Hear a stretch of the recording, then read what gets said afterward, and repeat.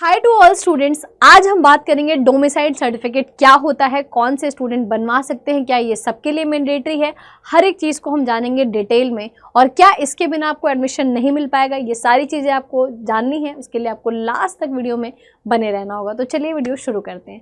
देखो यार, सबसे पहले बात करेंगे कि डोमिसाइल सर्टिफिकेट होता क्या है। एक्चुअली में डोमिसाइल सर्टिफिकेट होता है आपका प्रूफ कि आप उस पर्टिकुलर स्टेट के रेजिडेंट हैं। ये इंडिया में हर एक पर्टिकुलर स्टेट वाइज होता है। जैसे कि MACT का जो एग्ज़ाम है वो स्पेशली तो महाराष्ट्र के लिए है ना, बट इंडिया के सारे बच्चे एग्ज़ाम दे सकते हैं।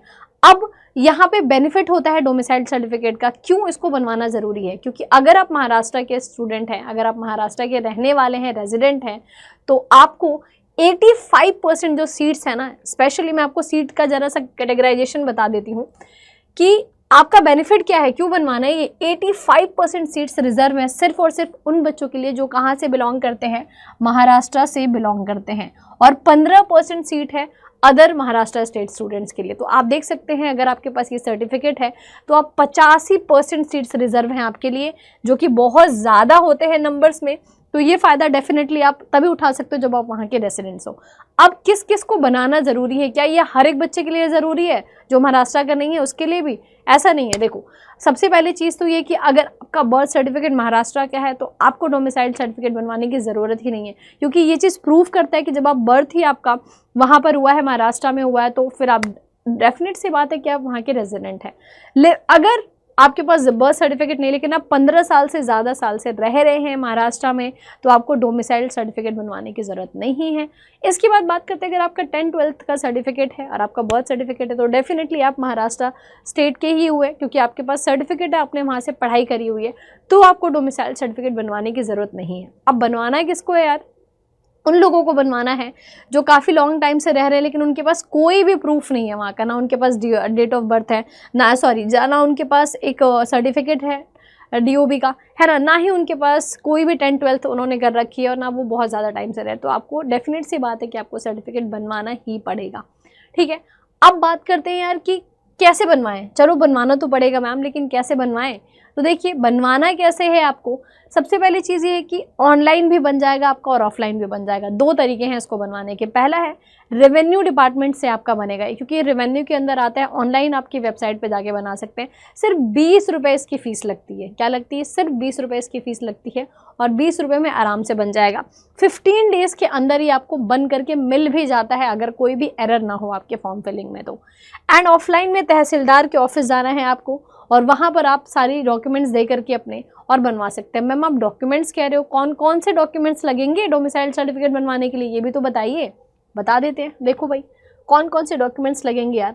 आइडेंटिटी प्रूफ आपकी लगेगी, ठीक है, एज प्रूफ लगेगा आपका, एड्रेस प्रूफ लगेगा आपका, रेजिडेंट जहाँ पे आप रह रहे हैं वहाँ का रेजिडेंस प्रूफ लगेगा, और सेल्फ डिक्लेरेशन की yes I am living in Maharashtra, मैं यहाँ का सिटीजन हूँ, जो भी आपका, और वो सारी चीज़ें लिख करके आपको ये सबमिट करना होगा।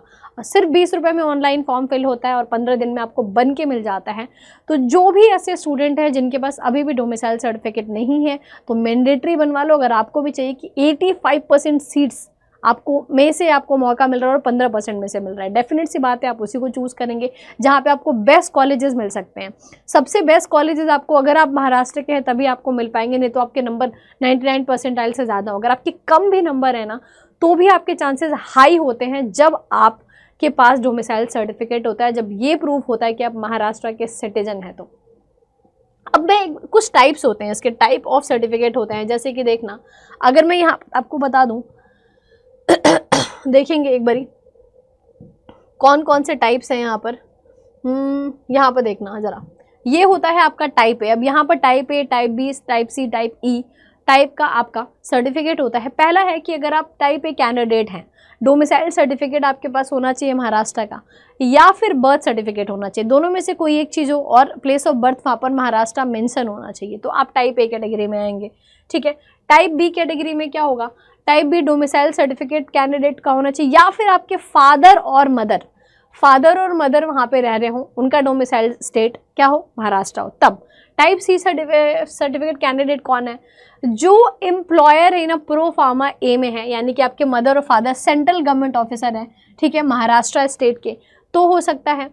अगला है सी टाइप कैंडिडेट कौन है? The candidate of employ pro forma B में आएगा, जो कि स्टेट जिसकी मदर है, ठीक है, फादर या मदर में से स्टेट गवर्नमेंट में है आपके, ठीक है। और टाइप ई कैंडिडेट है Karnataka and Maharashtra, disputed area में आते हैं, जो डिस्प्यूटेड एरिया है तो इसमें आपको लगाना पड़ेगा, आपका जो भी डिस्प्यूटेड प्रोफार्मा होता है वो आप लगाएंगे। तो ये कैटेगरीज हैं कुछ, ये ओवरऑल था कि अगर आपको अब कोई डाउट होगा डोमिसाइल सर्टिफिकेट से तो आप डेफिनेटली कमेंट कर सकते हो और मैं उसका आंसर कर दूंगी। तो आई होप सो कि ये वीडियो आप लोग के लिए हेल्पफुल है। एंड अगर आपको कोई भी डिटेल में इन्फॉर्मेशन चाहिए होगी तो डेफिनेटली आप मुझे मेल कर सकते हैं। मेरा मेल ID है shubham.mr1@247.com। Thank you very much student for being with me. Have a good day. बहुत सारे स्टूडेंट्स का डाउट आ रहा है कि मैम डोमिसाइल सर्टिफिकेट तो बनवाना है MSCT लॉ के लिए, लेकिन क्या उसके लिए हमें डॉक्यूमेंट सही होंगे? यानी कि जब आपको डोमिसाइल सर्टिफिकेट बनवाना है तो आपको कुछ डॉक्यूमेंट तो सबमिट करने ही पड़ेंगे। सबसे पहला डॉक्यूमेंट आपका आइडेंटिटी प्रूफ होना चाहिए, आपका कोई एज प्रूफ होना चाहिए, एड्रेस प्रूफ जहाँ पे आपका पर्टिकुलर एड्रेस हो, रेजिडेंस प्रूफ कि हाँ आप वहाँ के पर्टिकुलर महाराष्ट्र स्टेट के आप रेजिडेंट हैं। सेल्फ डिक्लेरेशन में आपको सारी चीज़ें लिख करके फिल करनी होती है और ये सारे डॉक्यूमेंट्स आपको सबमिट करने होंगे जब आप अपना डोमिसाइल सर्टिफिकेट के लिए अप्लाई कर रहे होंगे। तो I hope so this video is helpful for you. If any problem do comment. Thank you.